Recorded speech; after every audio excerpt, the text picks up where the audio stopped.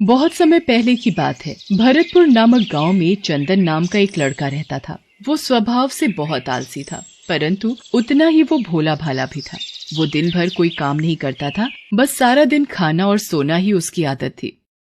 उसके परिवार के सदस्य भी उसे जब काम करने के लिए कहते तो वो बहाना बनाता। ऐसे ही एक दिन, अरे चंदन, जब देखो तब सोया रहता है, आलस छोड़ और जाकर कोई काम कर। तेरा भाई लाखन सही कह रहा है चंदन, तुझे कोई काम ढूंढना चाहिए। कब तक तेरा भाई अकेले मेहनत करता रहेगा? आप सबके ताने सुन सुनकर तो मैं तंग आ गया हूँ। कोई तो स्थान होगा जहाँ मुझे बिना कोई काम किए भोजन मिलता रहे। अब मैं कुछ दिनों के लिए गांव से बाहर घूमने जा रहा हूँ। इतना कहकर चंदन घर से निकल पड़ा। यूं ही भटकते हुए वो एक आश्रम में पहुंचा। वहां उसने देखा कि आश्रम में एक गुरुजी हैं और उनके साथ उनके शिष्य, जो बस मंदिर की पूजा करते हैं और कोई काम नहीं करते। उसने मन में सोचा, यहाँ तो कोई काम धाम नहीं, बस पूजा ही तो करनी है। अगर मैं यहाँ रहने की व्यवस्था कर लूँ तो मेरे लिए बहुत बढ़िया बात हो जाएगी। एक बार पूछ लेता हूँ।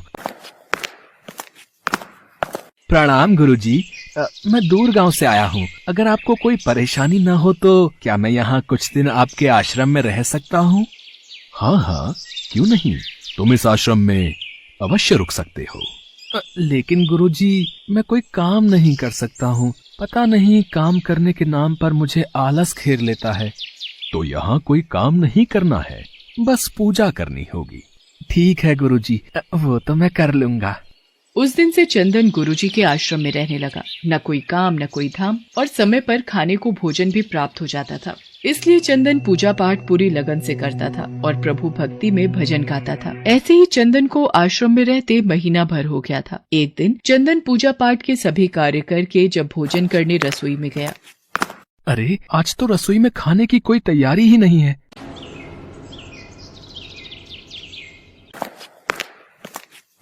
गुरुजी, आज खाना नहीं बनेगा क्या? चंदन, आज एकादशी है। आज आश्रम में सबका उपवास है और आज तुम भी उपवास रखो। आज भोजन नहीं बनेगा। नहीं गुरुजी, अगर मैंने उपवास कर लिया तो कल का दिन नहीं देख पाऊंगा। मैंने कभी भी उपवास नहीं रखा और मैं उपवास नहीं रख सकता। मैं तो बिल्कुल भूखा नहीं रह सकता। मुझे तो बहुत भूख लगती है। ठीक है चंदन, अगर तुम्हें उपवास नहीं रखना तो तुम मत रखो, पर खाना भी तुम्हारे लिए कोई और नहीं बनाएगा। तुम्हें अपना खाना स्वयं बनाना पड़ेगा। चंदन तो स्वभाव से निरा आलसी था। उसे तो बस बैठकर खाने की आदत थी, पर भूख भी तो शांत करनी थी। मरता क्या न करता। गया रसोई में। लकड़ी, आटा, तेल, घी, सब्जी लेकर चंदन अभी खाना बनाने बैठा ही था, तभी गुरुजी आ गए। चंदन, तुम आज नदी के उस पार जाकर रसोई बना लो, और जब तुम भोजन बना लोगे तो राम जी को भोग जरूर लगा लेना। ठीक है गुरुजी, मैं भोजन तैयार करके भोग लगा दूंगा। अब मैं चलता हूँ। चंदन ने नदी पार पहुंचकर पहली बार जैसे तैसे खाना बनाया। ये भोजन बनाना तो कितना मुश्किल कार्य है। चलो जैसे तैसे बन ही गया, अब जल्दी से खा लेता हूँ। बहुत जोरों की भूख लगी है। पर याद आया, गुरुजी ने कहा था कि भोजन करने से पहले राम जी को भोग लगाना है। आओ मेरे राम जी, भोग लगाओ जी। प्रभु राम आइए, श्री राम आइए, मेरे भोजन का भोग लगाइए। अरे मेरा भजन भी समाप्त हो गया, भोजन ठंडा हो रहा है, पर भगवान तो आए नहीं। जब कोई नहीं आया तो चंदन बेचैन हो गया कि यहाँ तो भूख लग रही है और राम जी आ ही नहीं रहे। भोला मानस जानता नहीं था कि प्रभु साक्षात तो आएंगे नहीं, पर गुरुजी की बात मानना जरूरी है। पर चंदन भी अपनी बात पर डटा रहा। देखो प्रभु राम जी, मैं समझ गया कि आप क्यों नहीं आ रहे हो। मैंने रूखा सूखा बनाया है और आपको तरमाल खाने की आदत है। आप इसीलिए नहीं आ रहे ना? तो सुनो प्रभु, आज आश्रम में भी कुछ नहीं बनाया। सबका एकादशी का व्रत है, खाना हो तो ये भोग ही खा लो।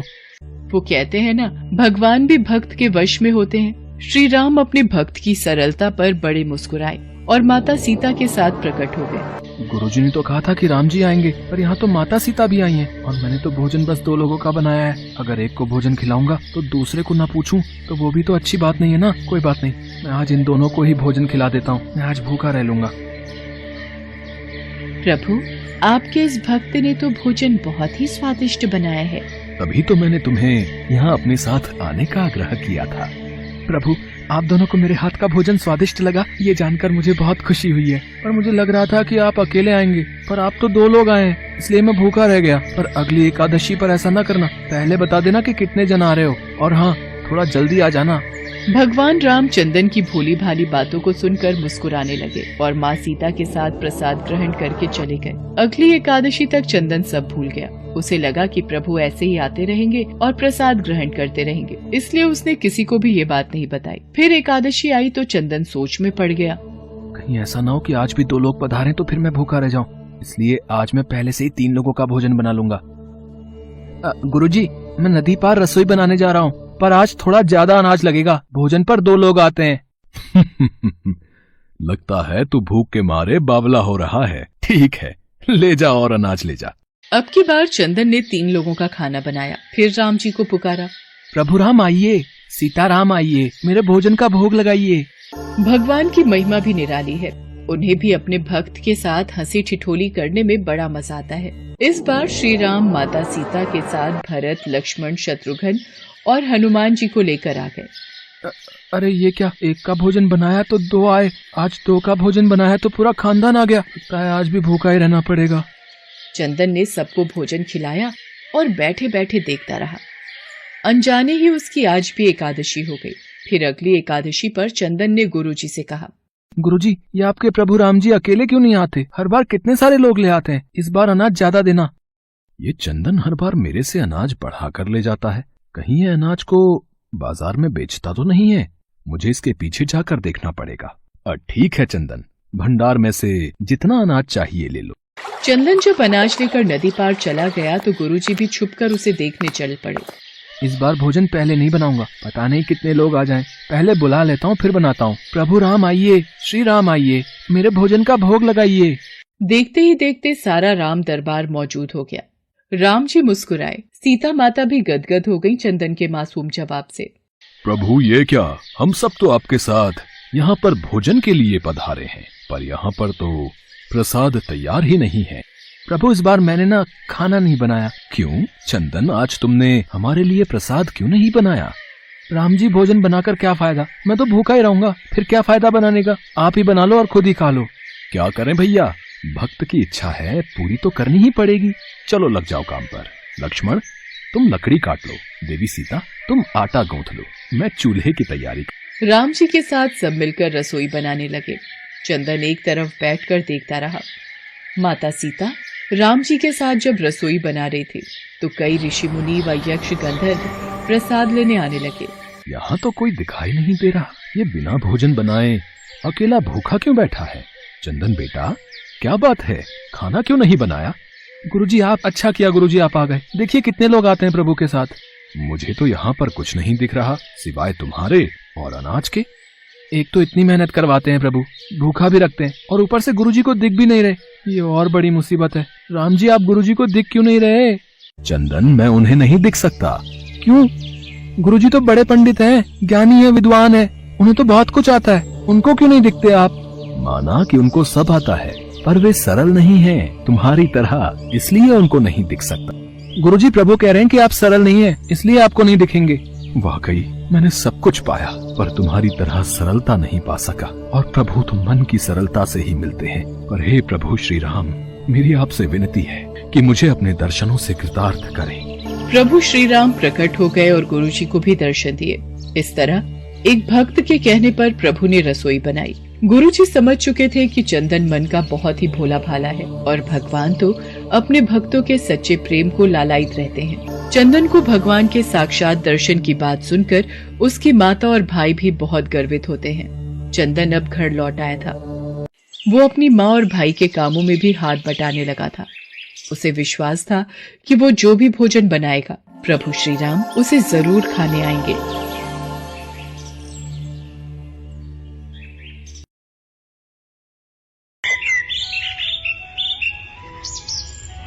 सदियों पहले की बात है।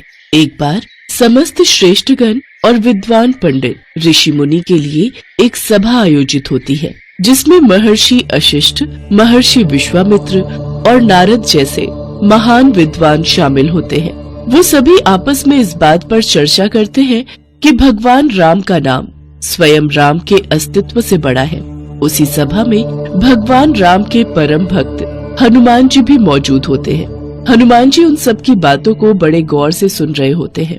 तभी नारद हनुमान की तरफ देखते हैं और मन ही मन सोचते हैं, राम का नाम स्वयं राम के अस्तित्व से बड़ा है और इस बात को तो मैं सिद्ध करके ही रहूंगा। कुछ देर बाद सभा का समापन होता है। सभी ऋषिगण वहाँ से प्रस्थान के लिए खड़े होते हैं तो हनुमान जी सबके अभिनंदन के लिए खड़े होते हैं।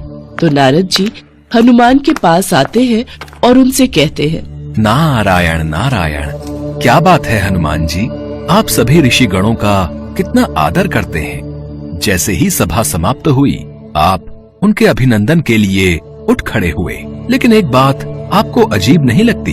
कौन सी बात देवऋषि जी, आप स्पष्ट शब्दों में कहिए कि आप कहना क्या चाहते हैं। ऋषि विश्वामित्र तो एक राजा है और फिर एक राजा का ऋषि के रूप में अभिनंदन कैसा? मुझे तो ये बात ठीक नहीं लगती। हनुमान जी देव ऋषि नारद की इस बात को भली भांति समझ जाते हैं कि वो क्या कहना चाहते हैं। इसलिए जब सभी ऋषिगण वहाँ से प्रस्थान करते हैं तो हनुमान जी हाथ जोड़कर उन सब का अभिनंदन करते हैं। लेकिन ऋषि विश्वामित्र के जाने पर वो ऐसा नहीं करते, जिससे इसे अपना अपमान समझकर ऋषि विश्वामित्र बहुत क्रोधित हो जाते हैं और वो चिल्लाते हुए राम के पास जाते हैं और कहते हैं, हे राम, तुम्हारे भक्त हनुमान ने मेरे अलावा सभी ऋषि गणों का अभिनंदन किया और जानबूझकर मेरी अनदेखी की। इसका दंड तो उसे मिलना ही चाहिए। ऋषि विश्वामित्र भगवान राम के गुरु थे, जबकि हनुमान उनके प्रिय भक्त। उनके लिए दोनों ही महत्वपूर्ण थे, मगर इस संसार में गुरु का स्थान तो सबसे ऊंचा होता है। इसलिए राम विश्वामित्र के शब्दों की अवहेलना नहीं कर सकते थे। काफी सोच विचार करने के बाद राम विश्वामित्र जी से कहते हैं, हे गुरुदेव, आप ही बताएं कि इस अवहेलना के बदले हनुमान को क्या दंड दिया जाए। उनकी बात सुनकर ऋषि विश्वामित्र क्रोधित हो जाते हैं और उनके ऊंचे स्वर से समस्त सभा कांप जाती है। राम, हनुमान को मृत्यु दंड दिया जाए, मृत्यु दंड, और इसे मृत्यु दंड तुम्हारे हाथों दिया जाए, यही इसकी सजा है। अपने गुरुदेव के मुंह से ऐसी बात सुनकर राम आश्चर्यचकित हो जाते हैं और हनुमान के लिए अपार प्रेम होते हुए भी ऋषि विश्वामित्र की बात का समर्थन करने पर विवश होकर कहते हैं, हनुमान, तुम्हारा ये दंड क्षमा योग्य नहीं है, तुम्हें मृत्यु दंड अवश्य दिया जाएगा। जैसी आपकी इच्छा प्रभु, आपके हाथों मृत्यु पाना तो मेरा सौभाग्य होगा। श्री राम अपने गुरुदेव की बात का मान रखते हुए हनुमान को मृत्यु दंड देने के लिए तैयार हो जाते हैं और हनुमान जी असमंजस में पड़ जाते हैं। मगर तभी नारद उनके पास आकर कहते हैं, नारायण नारायण, राम भक्त हनुमान, मेरी मानो तो राम नाम में लीन हो जाओ। हो सकता है उनके नाम में लीन होने से स्थिति में परिवर्तन हो जाए।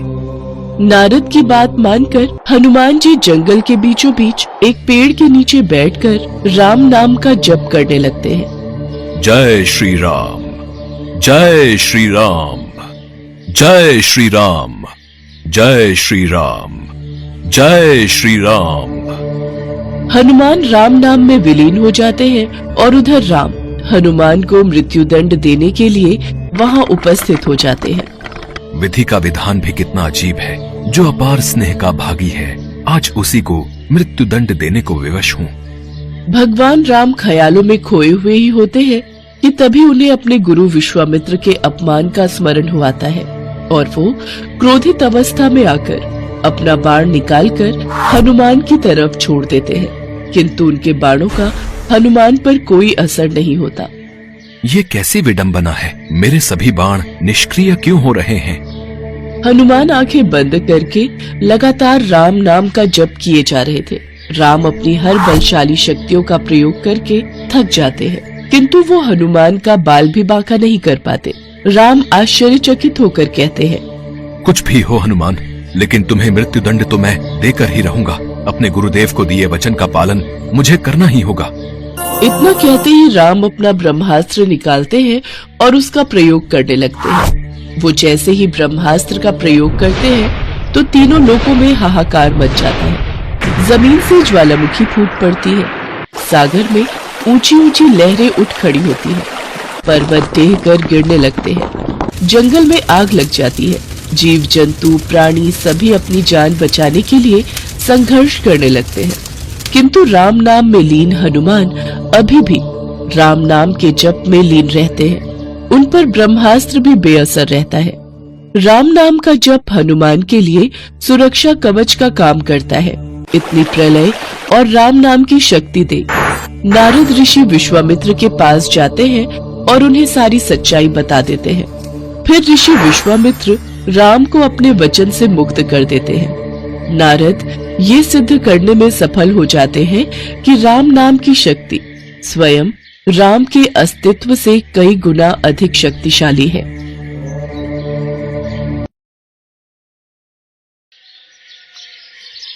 पौराणिक युग में कई ऐसे भक्त थे जिनके लिए स्वयं भगवान धरती पर उतरते थे और उन्हें अपना आशीष देकर स्वयं को गौरवान्वित मानते थे। ऐसी ही एक भक्त थी शबरी। शबरी का असली नाम श्रमणा था। ये भील समुदाय की शबर जाति से संबंध रखती थी। इसी कारण कालांतर में उनका नाम शबरी हुआ। इनके पिता भीलों के मुखिया थे। उन्होंने श्रमणा का विवाह एक भील कुमार से तय किया था, लेकिन आदिवासियों की एक प्रथा थी, किसी भी अच्छे कार्य से पहले जानवरों की बलि दी जाती थी। इसी प्रथा को पूरा करने के लिए शबरी के पिता शबरी के विवाह के एक दिन पूर्व 100 भेड़ बकरियां लेकर आए। तब शबरी ने पिता से पूछा, पिताजी इतनी सारी भेड़ बकरियां क्यों लाए हो? शबरी बिटिया, ये हम भीलों की एक प्रथा है जिसके अनुसार कल प्रातः तुम्हें विवाह की विधि शुरू करने से पूर्व इन सभी भेड़ बकरियों की बलि दी जाएगी। अच्छा, मुझे तुम्हारे विवाह के लिए बहुत काम है, मैं अभी आता हूँ। माँ, ये कैसी परंपरा है जिसके कारण बेजुबान और निर्दोष जानवरों की हत्या की जाती है? बेटी, ये प्रथा शुरू से ही चली आ रही है। मेरे विवाह के समय भी ऐसा ही हुआ था। प्रथा के बारे में सुन शबरी को बहुत दुख हुआ। वो पूरी रात उन भेड़ बकरियों के पास बैठी रही और उनसे बातें करती रही। उसके मन में एक ही विचार था कि कैसे वो इन निर्दोष जानवरों को बचा पाए। तब एकाएक शबरी के मन में ख्याल आता है, नहीं, मेरे कारण इन निर्दोष पशुओं की बलि नहीं दी जाएगी। मुझे भोर होने से पूर्व ही घर से भागना होगा। मैं भली भांति जानती हूँ, अगर एक बार मैं इस तरह अपना विवाह छोड़कर घर से भागूंगी तो कभी इस घर में मुझे वापस आने का मौका नहीं मिलेगा। शबरी के माता पिता गहरी निद्रा में सो रहे थे। शबरी उनको आखिरी बार प्रणाम करके घर से निकल जाती हैं, जिसके बाद शबरी एक घने जंगल में पहुंचती हैं। शबरी जंगल में भटक रही थी। तब उसने शिक्षा प्राप्ति के उद्देश्य से कई गुरुवरों के आश्रम में दस्तक दी, लेकिन शबरी तुच्छ जाति की थी, इसीलिए उसे सभी ने दुत्कार के निकाल दिया। तेरा इतना साहस कि तू हमसे शिक्षा ग्रहण करने के विचार से आई है। तू एक तुच्छ जाति की भील कन्या है, इसलिए हम तुझे शिक्षा देकर स्वयं को पाप के भागीदार नहीं बना सकते। तू अभी के अभी ये आश्रम छोड़कर चली जा। तेरे लिए इस आश्रम में कोई स्थान नहीं है। ऋषिवर की बातों को सुनकर शबरी शांत भाव से उन्हें प्रणाम करके वहाँ से चली जाती है। शबरी भटकती हुई मतंग ऋषि के आश्रम पहुँचती है। प्रणाम मुनिवर। जीती रहो पुत्री, कौन हो तुम? मुनिवर, मेरा नाम शबरी है। शबरी ने अपना परिचय देते हुए मतंग ऋषि से शिक्षा प्राप्ति की इच्छा व्यक्त की। मतंग ऋषि ने शबरी को सहर्ष अपने गुरुकुल में स्थान दे दिया। अन्य सभी ऋषियों ने मतंग ऋषि का तिरस्कार किया, लेकिन मतंग ऋषि फिर भी अपने कथन से पीछे नहीं हुए। उस दिन से शबरी ने गुरुकुल के सभी आचरणों को आसानी से अपना लिया और दिन रात अपने गुरु की सेवा में लग गई। शबरी जतन से शिक्षा ग्रहण करने के साथ साथ आश्रम की सफाई, गौशाला की देखरेख, दूध दोहने के कार्य के साथ साथ सभी गुरुकुल के वासियों के लिए भोजन बनाने के कार्य में लग गई। कई वर्ष बीत गए। मतंग ऋषि शबरी की गुरु भक्ति से बहुत प्रसन्न हुए। मतंग ऋषि का शरीर दुर्बल हो चुका था, इसलिए उन्होंने एक दिन शबरी को अपने पास बुलाया और कहा, पुत्री, मेरा शरीर अब दुर्बल हो चुका है, इसलिए मैं अपनी देह यहीं छोड़ना चाहता हूँ, लेकिन उससे पहले मैं तुम्हें आशीर्वाद देना चाहता हूँ। बोलो पुत्री, तुम्हें क्या चाहिए? हे गुरुवर, आप ही मेरे पिता हैं। मैं आपके कारण ही जीवित हूँ। आप मुझे अपने साथ ही ले जाएं। नहीं पुत्री, तुम्हें मेरे बाद मेरे इस आश्रम का ध्यान रखना है। तुम जैसी गुरु परायण शिष्या को उसके कर्मों का उचित फल मिलेगा। एक दिन भगवान राम तुमसे यहाँ मिलने आएंगे और उस दिन तुम्हारा उद्धार होगा और तुम्हें मोक्ष की प्राप्ति होगी। इतना कहकर मतंग ऋषि अपनी देह त्याग कर समाधि ले लेते हैं। उसी दिन से शबरी हर रोज प्रातः उठकर बाग जाती, ढेर सारे फल इकट्ठा करती, सुंदर सुंदर फूलों से अपना आश्रम सजाती। शबरी को भगवान राम के आने का कोई निश्चित दिन नहीं पता था। उसे केवल अपने गुरुवर की बात पर यकीन था, इसलिए वो रोज राम के इंतजार में समय बिता रही थी। वो रोजाना यही कार्य करती थी। एक दिन शबरी आश्रम के पास के तालाब में जल लेने गई। वहीं पास में एक ऋषि तपस्या में लीन थे। जब उन्होंने शबरी को जल लेते देखा तो उसे अछूत कहकर उस पर एक पत्थर फेंक कर मारा और उसकी चोट से बहते रक्त की एक बूंद से तालाब का सारा पानी रक्त में बदल गया। तुझ अछूत के रक्त से इस तालाब का जल अपवित्र हो गया। तूने पाप किया है, तू पापिन है। मेरे क्रोध से बचना है तो उसी क्षण यहाँ से चली जा। ऋषि के कटु वचन सुनकर शबरी रोती हुई अपने आश्रम में चली गई। उसके जाने के बाद ऋषि फिर से तप करने लगे। उसने बहुत से जतन किए लेकिन वो तालाब में भरे रक्त को जल नहीं बना पाया। उसमें गंगा, यमुना सभी पवित्र नदियों का जल डाला गया लेकिन रक्त जल में नहीं बदला। कई वर्षों बाद जब भगवान राम सीता हरण के बाद उनकी खोज में वहाँ आए, तब वहाँ के लोगों ने भगवान राम को बुलाया और आग्रह किया कि वे अपने चरणों के स्पर्श से इस तालाब के रक्त को पुनः जल में बदल दे। राम, आप अपने चरण स्पर्श से इस तालाब के रक्त को पुनः जल में बदलने की कृपा करें। यदि मेरे इस कार्य से आप सबका भला होता है तो मैं ऐसा ही करूंगा ऋषिवर। राम उनकी बात सुनकर तालाब के रक्त को चरणों से स्पर्श करते हैं लेकिन कुछ नहीं होता। ऋषि उन्हें जो करने को बोलते हैं राम वे सभी मंत्रोच्चारण करते हैं लेकिन रक्त जल में नहीं बदलता। तब राम ऋषि से पूछते हैं, हे ऋषिवर, मुझे इस तालाब का इतिहास बताएं। यहाँ ऐसा क्या घटित हुआ जिस कारण इस तालाब का जल रक्त में बदल गया। राम जी की बात सुनकर ऋषि उन्हें शबरी और तालाब की पूरी कथा बताते हैं और कहते हैं, हे प्रभु राम, ये जल उसी तुच्छ जाति की शबरी के कारण अपवित्र हुआ है। हे ऋषिवर, ये रक्त उस देवी शबरी का नहीं, मेरे हृदय का है जिसे आपने अपने अपशब्दों से घायल किया था। मुझे देवी शबरी से मिलना है। उन्हें हमारे आने का संदेशा भिजवा दीजिए। तब शबरी को बुलावा भेजा जाता है। शबरी राम के आने की प्रतीक्षा में अपनी कुटिया को सजा रही थी। राम का नाम सुनते ही शबरी दौड़ी चली आती है। क्या मेरे राम आए हैं? शबरी के राम आ गए, मेरे प्रभु राम आ गए। मतंग ऋषि का कथन सत्य हुआ, मेरे राम आ गए। शबरी का उद्धार करने मेरे राम आ गए। जिनको देखने के लिए ये आंखें तरस रही थी वो प्रभु श्री राम आ गए। शबरी मेरे प्रभु राम कहती हुई जब तालाब के पास पहुंचती है तब शबरी के पैरों की धूल तालाब में चली जाती है और तालाब का सारा रक्त जल में बदल जाता है। तब भगवान राम कहते हैं, देखिए ऋषिवर, आपके कहने पर मैंने सब किया लेकिन ये रक्त भक्त शबरी के पैरों की धूल से जल में बदल गया। राम की बातों को सुनकर ऋषिवर को अपने कथन पर बहुत ग्लानि होती है। शबरी जैसे ही भगवान राम को देखती हैं, उनके चरणों को पकड़ लेती हैं और अपने साथ आश्रम लाती हैं। उस दिन भी शबरी रोज की तरह सुबह से अपना आश्रम फूलों से सजाती हैं और बाग से चक कर सबसे मीठे बेर अपने प्रभु राम के लिए चुनती हैं। वो पूरे उत्साह के साथ अपने प्रभु राम का स्वागत करती हैं और बड़े प्रेम से उन्हें अपने जूठे बेर परोसती हैं। ये मीठे बेर आपके लिए बाग से लाई थी, आप ये ग्रहण कीजिए, मैं आपके लिए जल लाती हूँ। भगवान राम प्रेम से बेर खाने के लिए उठाते हैं। तब लक्ष्मण उन्हें रोक देते हैं। भैया, ये बेर जूठे हैं। इन्होंने ये सभी बेर चक्कर आपको दिए हैं। ये बेर जूठे नहीं लक्ष्मण, सबसे मीठे हैं क्योंकि इनमें माँ शबरी का प्रेम है। इतना कहकर भगवान राम प्यार से बेर को खाने लगे। भगवान ने जाते हुए शबरी माई से कहा, माँ, आप मुझसे जो चाहे वो मांग सकती हैं। प्रभु, मतंग ऋषि के कहने पर मैं आज तक सिर्फ आपके दर्शन करने के लिए जी रही थी। अब आप मुझे मोक्ष प्रदान कीजिए। मैं अपना शरीर आपके चरणों में त्यागना चाहती हूँ। और उसी क्षण शबरी ने अपना शरीर त्याग दिया। भगवान राम ने अपने हाथों से उनका अंतिम संस्कार किया और सीता माँ की खोज में आगे बढ़ गए। इस तरह से ऋषि मतंग की बात सच साबित हुई और शबरी को भगवान राम के दर्शन भी हुए। तभी से भगवान राम को शबरी के राम भी कहा जाने लगा।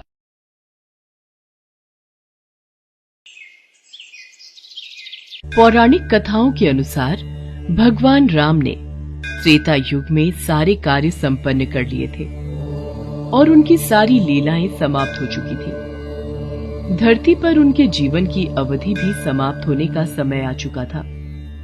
लेकिन समय समाप्त होने के बाद भी मृत्यु के देवता यमराज भगवान राम के समीप उनके प्राण हरने नहीं आ पा रहे थे, क्योंकि रामदूत हनुमान भगवान राम के प्राण रक्षक थे, जो स्वयं महाकाल का एक रूप है और महाकाल से उनके आराध्य भगवान राम के प्राण छीनने की हिम्मत ना तो किसी काल में थी और ना ही किसी अन्य देवता में।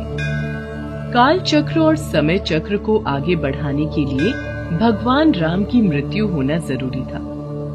ऐसे में भगवान राम ने एक उपाय निकाला और अपनी एक अंगूठी महल के किसी छेद में गिरा दी और हनुमान जी से बोले, हनुमान, मेरी प्रिय अंगूठी धरती में वहां उस छेद में चली गई है। क्या तुम पाताल लोक से मेरी अंगूठी ढूंढ कर ला सकते हो? प्रभु, बस इतनी सी बात। मैं अभी जाता हूं और शीघ्र ही आपकी अंगूठी लेकर आता हूं। हनुमान जी अंगूठी ढूंढने पाताल लोक में चले गए। वो अंगूठी को पकड़ने जाते और वो और नीचे चली जाती। हनुमान जी पाताल लोक में पहुंचे। वहां वो नागों के राजा नागराज से मिले। नागराज ने उन्हें अंगूठियों से भरा एक कक्ष दिखाया। इस कक्ष में बहुत सारी अंगूठी रखी हुई हैं। आप प्रभु राम की अंगूठी ढूंढ सकते हैं। यहाँ तो बहुत सी अंगूठियां पड़ी हैं। इनमें से प्रभु राम की कौन सी है, ये मुझे देखना होगा। राम जी की युक्ति काम आ गई। हनुमान जी अंगूठी ढूंढने लगे। इसमें उन्हें काफी समय लग गया। हनुमान जी को अयोध्या में न देखकर यमराज ने अयोध्या में प्रवेश किया और वे एक संत का रूप धारण कर भगवान राम जी के महल में पहुंच गए। तब संत के भेष में यमराज भगवान राम से मिले और भगवान राम से बोले, प्रभु, आपको मुझे वचन देना होगा कि हम दोनों की बातों को गुप्त रखा जाए और जो कोई भी हमारी बातों को सुने उसे मृत्यु दंड दिया जाए। आप निश्चिंत रहिए, मैं इसी क्षण सभी द्वारपालों को बाहर भेज देता हूँ। राम जी ने लक्ष्मण को बुलाया और उनसे कहा, लक्ष्मण, ये मुनिवर मेरे साथ कुछ गंभीर वार्तालाप करना चाहते हैं। तब तक तुम द्वार पर ही पहरा देना और कोई भी अंदर न आने पाए, इस बात का ख्याल रखना, वरना तुम मृत्यु दंड को प्राप्त हो जाओगे। जो आज्ञा भैया, मैं आपके आदेश का पालन करूंगा। लक्ष्मण के जाने के बाद उस संत ने भगवान राम को अपना असली रूप दिखाया और बोले, हे प्रभु, मैं आप ही का सेवक हूँ और आपने ही मुझे ये कर्म दिया है कि इस संसार से समस्त जीव जंतु एवं प्राणियों का प्राण हरना, और ये मेरा धर्म भी है। मैं भगवान शिव और ब्रह्मा की आज्ञा से आपसे ये कहने आया हूं कि आपने जो अपना समय इस पृथ्वी लोक पर निश्चित किया था, वो समय पूर्ण हो चुका है और अब आपको अपने धाम लौट जाना चाहिए। इससे सभी देवी देवताओं में आपको विष्णु स्वरूप में देखकर उत्साह की लहर दौड़ जाएगी। इस पर भी हे प्रभु, आपको कुछ और समय इस पृथ्वी लोक पर बिताना है तो आप रह सकते हैं। भगवान राम तो अंतर्यामी है। वो यमराज की बातों को सुनकर मंद मंद मुस्कुरा रहे थे। भगवान राम और यमराज के बीच वार्तालाप चल ही रही थी कि इतने समय में भगवान राम के महल में दुर्वासा ऋषि आ पहुंचे।